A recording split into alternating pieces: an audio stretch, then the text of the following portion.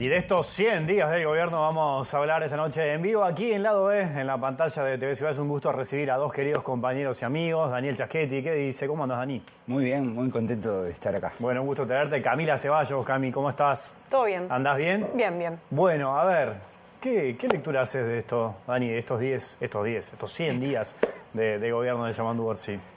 No, lo primero que te quería decir es que esto de evaluar 100 días Sí. es algo un poco caprichoso. Digamos que esto arrancó en los 90, cuando el consenso de Washington y las reformas estructurales y los planificadores de los gobiernos que eran de centro derecha pensaban en un paquete que se aplicara rápido, en forma de shock, y ahí empezó la idea. En mis primeros 100 días, entonces había varios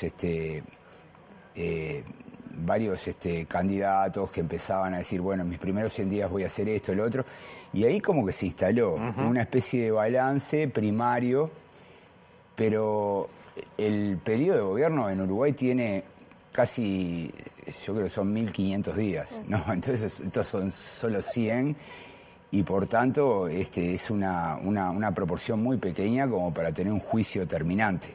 Lo que nosotros vemos ahora son simplemente algunas líneas que además este periodo está contaminado por la elección departamental y por el hecho de que, bueno,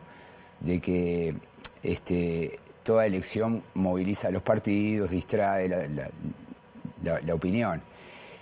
En ese marco y con estos reparos, yo diría que el gobierno ha planteado algunas ideas centrales de su programa, pero no las ha traducido en proyectos de ley o en estrategias que estén claras a la vista, ¿no?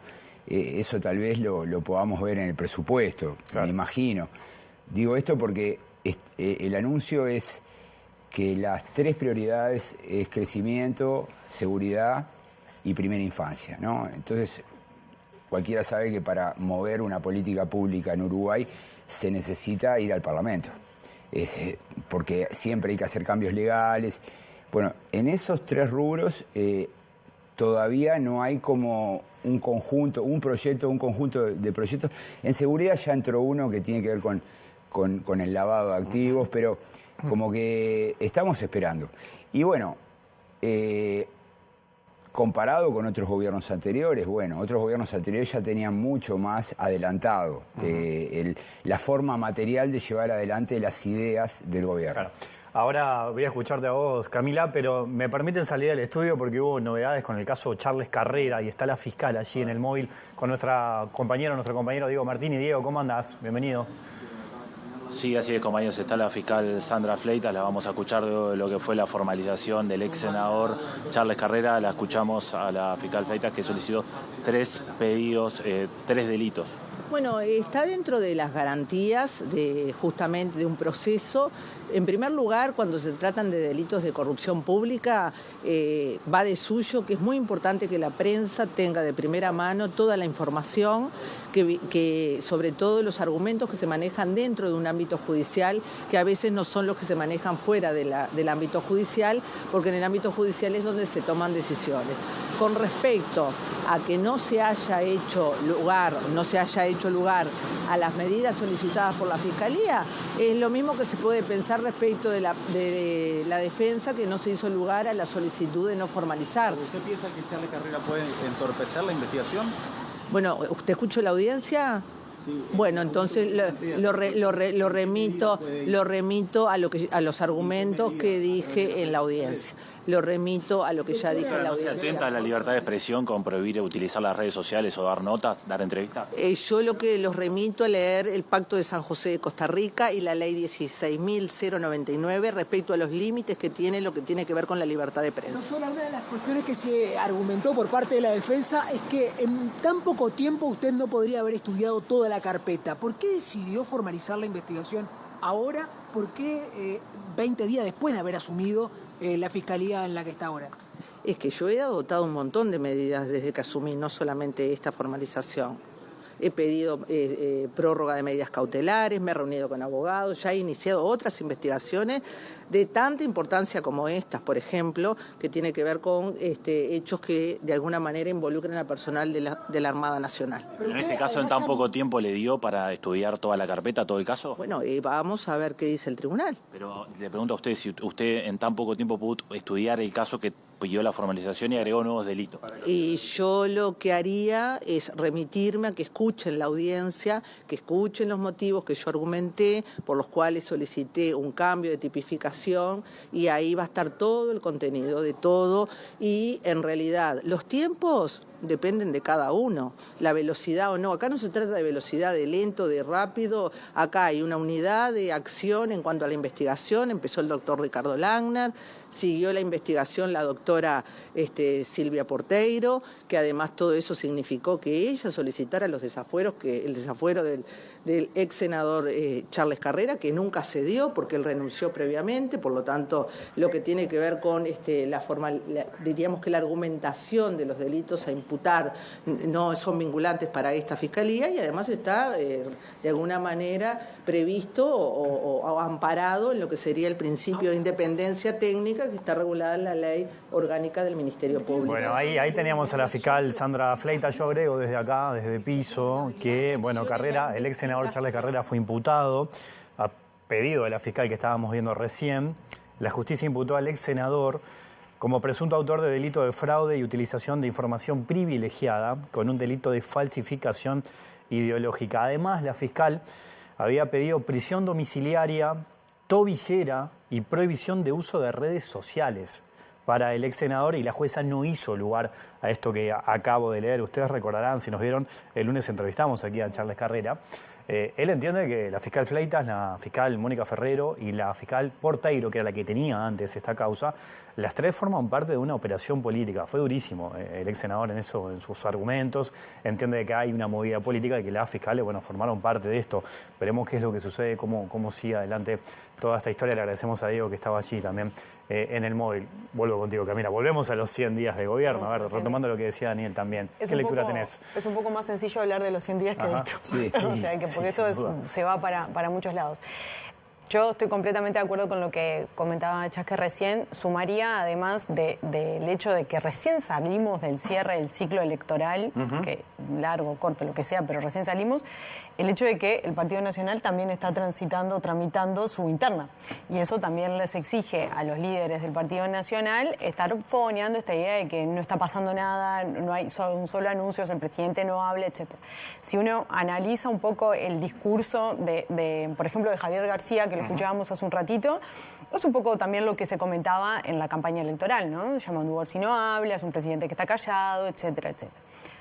Un poco y un poco, ¿no? Porque el Frente Amplio tuvo una campaña electoral donde se presentaron las 48 medidas en Colonia, después al inicio del gobierno algo así como unos 63 compromisos que se dividían por ministerios, y ahora estos 3 ejes que dan una señal por dónde va a ir la ley de presupuesto, como decía Chasque.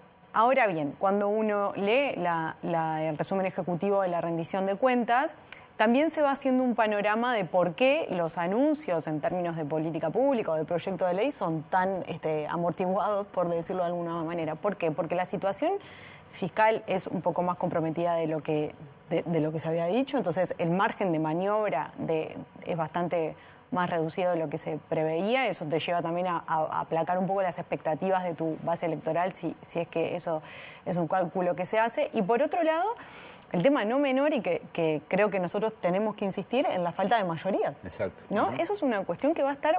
Que es clave. Es clave. Entonces, insistirle al gobierno en que muestre las cartas, ¿por qué lo haría si tiene muy pocos incentivos para hacerlo, más allá? Tiene que gobernar. Claro, tiene que gobernar. Pero ¿por qué lo haría sin antes haberse asegurado o al menos empezar a mostrar la negociación? Exactamente. Y en este sentido quería decir otra cuestión que me pareció interesante de la entrevista que dio Yamandú el domingo en El Observador, que él muestra, por ejemplo, cómo va a ser su rol con el Congreso de Intendentes. Él lo nombra como un actor con el cual podría llegar a negociar alguna cuestión a partir de ahí, y después cómo será la articulación con los representantes. Entonces, recién ahora se está mostrando cómo va a ser el escenario para el gobierno. Entonces, quizás también tenemos que bajar un poco la pelota y analizarlo cuando pasen por lo menos un año. Bueno, sí.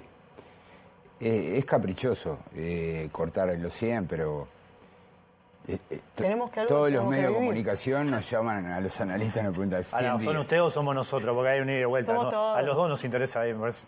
Bueno, sí, está bien, pero bueno, digamos que Lucía Topolansky decía algo importante, cada presidente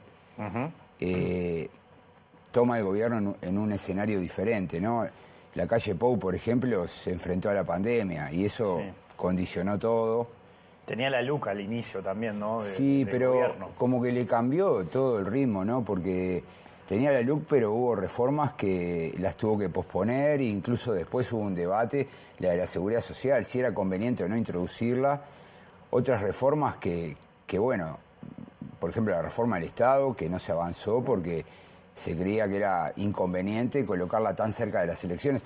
Entonces, digamos que el momento histórico y digamos, el contexto de cada gobierno también condiciona, ¿no? Es decir, a esas dos restricciones que mencionaba Camila, la presupuestal y la falta de apoyos en la Cámara Baja, habría que sumar, bueno, en qué mundo estamos viviendo, ¿no? Claro. Y yo diría que el mundo de Yamandu Orsi es un mundo infinitamente más complicado que el mundo de Tabaré Vázquez I o de Mujica. Esos dos gobiernos tenían un escenario internacional favorable, una perspectiva de crecimiento económico buenas y por tanto, digamos que tenía como un viento a favor que Orsi no lo tiene. Ahora, hablando de Orsi, ¿no? Recién Camila hablaba del Congreso de Intendentes, él fue intendente, se llevaba muy bien además con los intendentes del resto del país.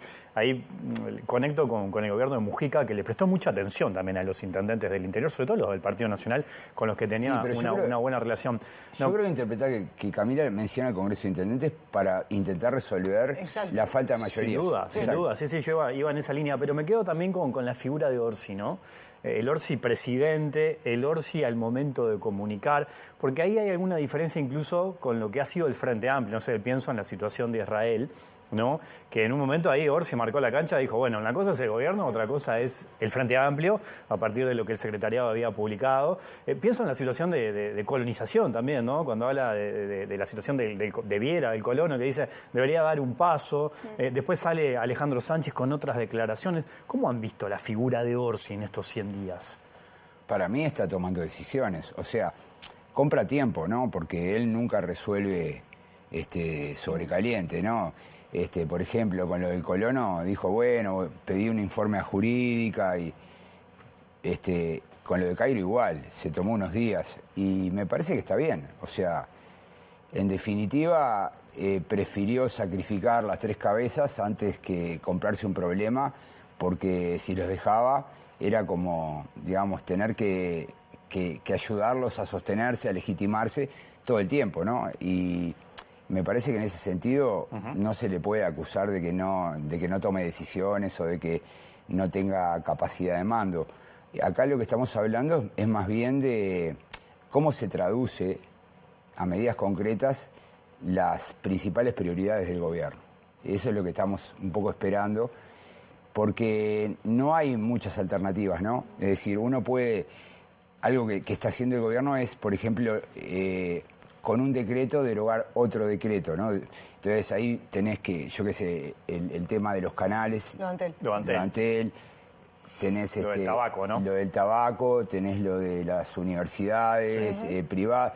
Es decir, él va moviendo políticas y eso parece razonable, para eso hubo un cambio de gobierno.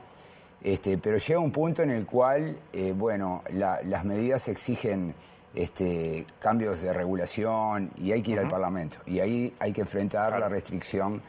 Y bueno, y la otra restricción es cuando uno diseña la política pública, si no hay dinero, bueno, hay que ser muy ingenioso porque hay que trabajar con el dinero que ya tenemos. Entonces, por ejemplo, cuando pensamos en la primera infancia, ese es un problema que abarca no solamente a los niños, sino también a las familias. Los niños están en determinado sector social y normalmente son familias monoparentales, con otras dificultades. Entonces hay que pensar una batería de decisiones. Lo mismo el tema de seguridad, no es solamente los homicidios, no, es las cárceles, el narco, la gente que vive en la calle, es un paquete, son paquetes.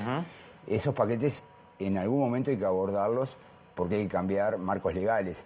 Entonces eso es un poco lo que tal vez estemos esperando, que claro, la calle Pou mandó todo empaquetado, tenía gente trabajando ya durante la campaña. Yo me acuerdo que en el mes de septiembre del 2019 ya se estaba escribiendo la LUC. Sí, que de hecho en noviembre sale la LUC. Él la colgó en febrero. La pusieron en pero ¿te un acordás que PDF? antes, en noviembre, cuando se arma la coalición, sale como esa idea de qué medidas tendría en términos generales esa LUC? Y la subieron en febrero, antes de asumir. Entonces estaba muy adelantado el trabajo. Acá, digamos, porque claro, ¿qué es la LUC? Es una colección de cambios institucionales. Ahí no hay dinero. El dinero es en el presupuesto. La LUC fue anterior, los cambios institucionales en más de 30 políticas públicas. Pero en algunos casos también involucraban presupuesto. Por ejemplo, en la educación, eliminación de los consejos, cambio de... Bueno, pero eso después te va a impactar. Después en seguridad, cambios respecto al Código Penal, potestades para la policía. Eran todos cambios de reglas de juego en cada política pública. El presupuesto es el que establece las dotaciones, porque ahora el Frente Amplio está trabajando con un presupuesto votado por el gobierno anterior, ¿se entiende? Sí. Entonces las prioridades presupuestales son importantes, pero bueno, a veces hacer política no solo depende de tener dinero, también de tener una buena traducción de las ideas generales a medidas concretas. Que creo que ese es donde está más floja la cuestión.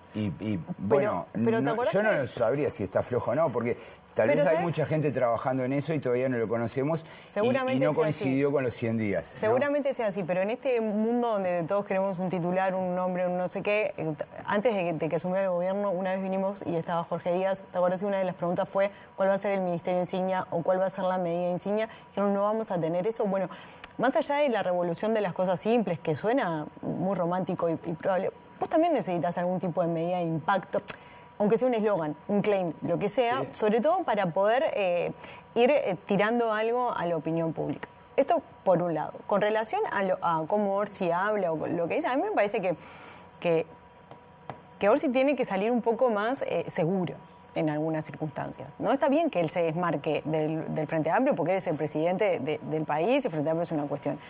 Pero es un poco... Uno le pediría algo más al presidente que saliera y decir, bueno, puede pasar.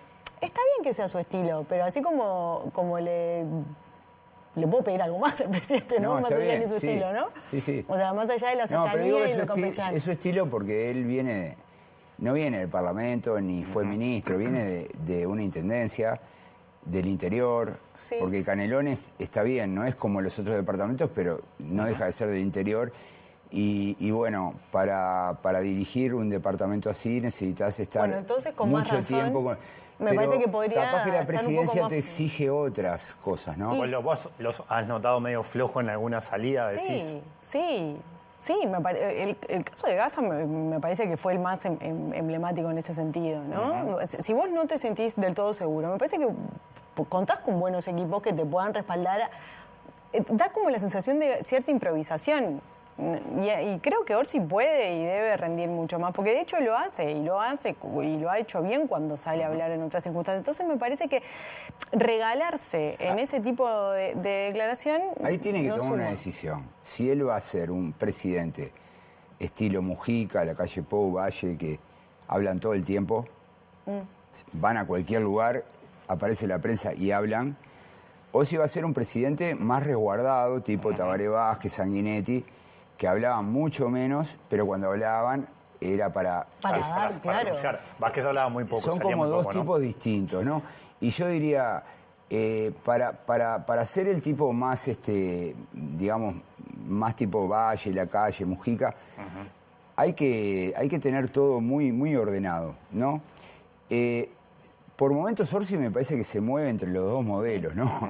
Y cuando se mueve al modelo más de hablar todo el tiempo, bueno, le puede pasar lo que dice Camila, ¿no? Sí, en esto de agarrar los flojos yo creo que también muchas veces se dio en un contexto en el que había rueda de prensa informal y en la que venían, le preguntaban y él respondía y quizás no con todos los elementos necesarios. Pero entonces ahí vamos como, ¿cuál va a ser la política de comunicación? Claro, yo creo que me parece que capaz que inconscientemente lo condiciona el hecho que venimos de un periodo en el que la calle Pou hablaba mucho.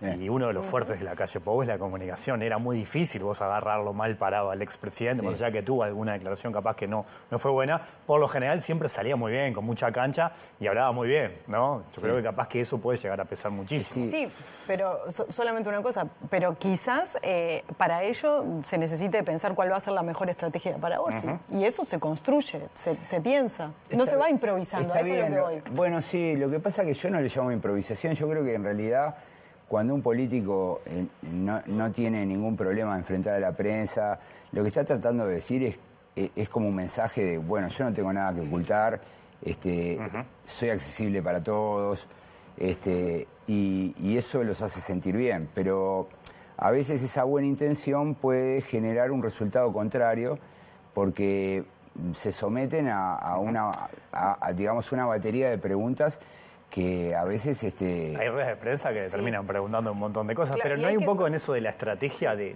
más allá de Orsi, de cuidar a un presidente? ¿Qué quiero decir?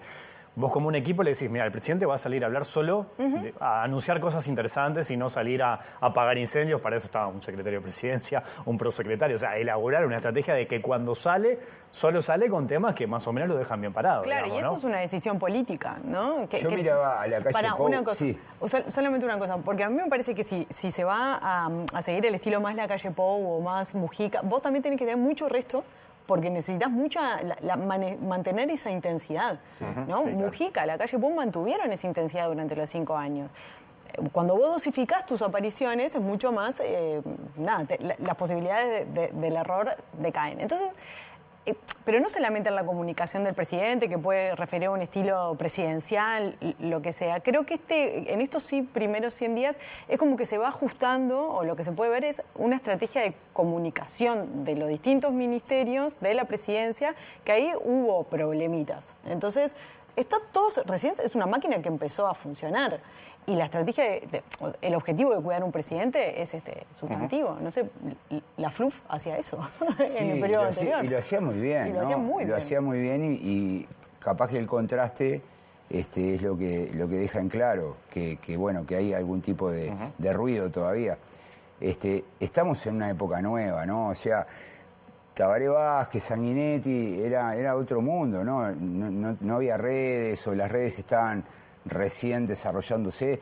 Ahora es digamos, la comunicación es vertiginosa y bueno, no aparecer también es un problema. Entonces, claro, me parece que ahí tiene para mejorar el gobierno. Y sobre lo de unificar una sola voz, ¿no? Porque yo creo que una cosa a destacar del gobierno de la calle Pou era que había una sola voz, ¿no? La calle decía una cosa, Delgado decía lo mismo. Y acá también, ¿no? Es decir, ahí he visto como algún, sobre todo en el caso de colonización, ¿no? Pacha Sánchez saliendo con una posible salida y luego Orsi sale y dice otra cosa. Eso no le hace bien tampoco al gobierno y esas cosas se pueden corregir, ¿no? Entonces, digamos que, bueno, que en ese sentido yo diría que bueno, hay que ver cómo evoluciona. Toca hacer una pequeña pausa. A la vuelta les quiero preguntar, a ver qué piensan ustedes sobre los aciertos y los errores del gobierno, ¿eh? ¿Hablamos de eso? ¿Les parece? Sí, claro. Pausa, ya seguimos, hay mucho más lado B, aquí en la pantalla de TV Ciudad.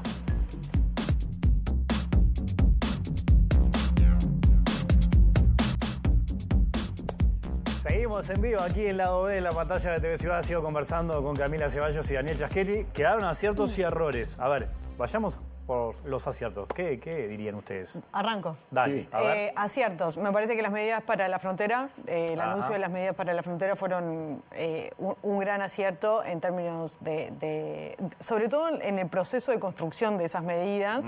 Hay una entrevista muy interesante donde Valcorba cuenta cómo fue ese proceso y además cómo retoma algunas de las demandas que se habían hecho desde la Cámara de Empresarios de ese sector.